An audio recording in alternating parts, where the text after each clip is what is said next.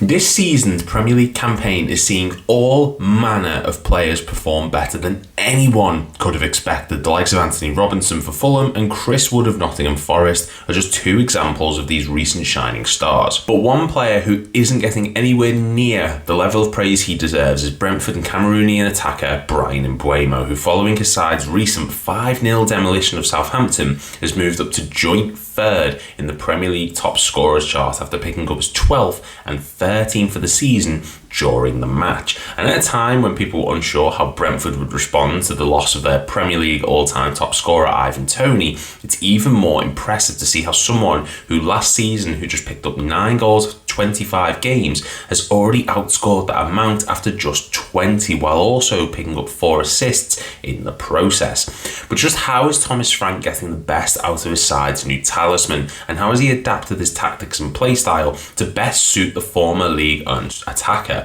Well, today we're going to look at some of the stats, facts and figures to see just what has improved for the man, and also look at what the future holds for a player who was still only 25 years old and being linked with a host of big name clubs. And if you like what you see, then make sure to click like and subscribe, and comment down below what club would benefit from signing Bryan Mbuemo. So where do we start? Well, the first thing we need to look at is the striker's bread and butter, which is his shooting and of course his goals. And to do this, we're going to make the comparison to last season as a way of seeing what has improved the most. Now, earlier on, I mentioned how Mbuemo went through the 23-24 season, having scored 9 goals in 25 league games. But one thing we need to consider is that the attacker suffered an ankle injury during Brentford's 2-1 defeat to Brighton, which saw him miss 13 games from game week 15 to game week 29. So this could sway opinions on how many goals he was likely to score by the end of the campaign.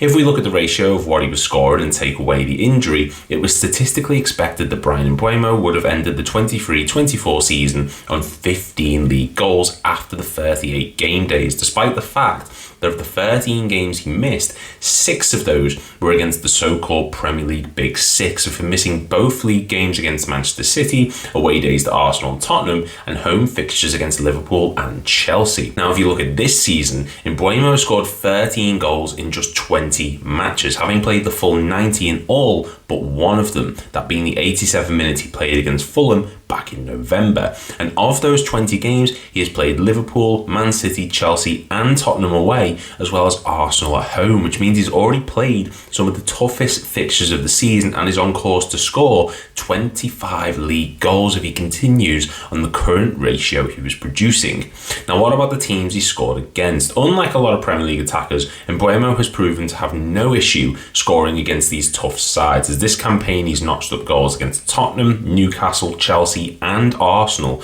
with 3 of those goals coming in defeat, showing that he isn't just an attacker who only scores when things are going in the team's direction, and that he contributes even in the moment of difficulty. So this shows he's scoring goals, of course, but should he be scoring more? Well, last season, Bryan Mbuemo was recording 0.41 goals per 90. This was due to him recording 2.3 shots per 90, with 0.73 of them being on target per match, meaning he registered 0.13 goals per shot. By comparison, this season he is on 0.65 goals per 90, but he is recording just 1.61 shots per game, with 0.85 of them being on target, giving him a goal per shot ratio of 0.31 per 90. So while he's scoring more goals and getting more on target, he is taking 0.69 less shots per 90, which shows that his clinical edge has improved this season by a considerable margin, and shows he isn't just shooting for the sake of it, producing a more calculated approach to each match. What makes this even more impressive is the player's versatility on the pitch. Now, this season, Mbuemo has played several different positions, playing 10 matches as a right winger, 5 matches as a centre forward and 4 matches as a right midfielder, which makes his goal scoring even more impressive, as he scored in each of these positions for Brentford this season. And this is down to the tactics being implemented by Thomas Frank. Obviously, losing Ivan Toney means the side loses goals, so the plan is clearly to get as many attackers forward as possible to accommodate for the reduced output following the loss of the England international. And one reason for this is Brentford's high build-up, which is designed to create numerical advantages against the opposition's defensive line, with their front five naturally becoming numerically superior against the back four, which they are great at taking advantage of. When a defending team is positioned on one side, the weak side fullback becomes vulnerable to the long switch of play due to the 1v2 against Brentford's wide player, an attacking midfielder. Frank's team often capitalises on this by getting the ball to the wide player and creating many opportunities from 2v1 situations on the wing and in the half spaces. This means that Brentford often will attack the half spaces of the pitch and create many chances by doing this, mainly by attacking between the opposition centre-back and full-back with underlaps from midfielders, creating space for the wide players, or in this case, Mbuemo, who's able to run into space when the ball is in the final third and seeing his side create massive overloads and options in the opposition box, meaning that defenders need to make a decision of which player they want to press, leaving gaps for particular attacking players. And this has been a massive factor towards Mbuemo's goal-scoring form this season. His versatility this season has seen him thrive from this, sometimes being the player providing crosses to the attacking midfielders on the edge of the box, sometimes being the player running into space, and sometimes being the goal scorer, with his heat map showing his ability to adapt to different situations this campaign and being a mainstay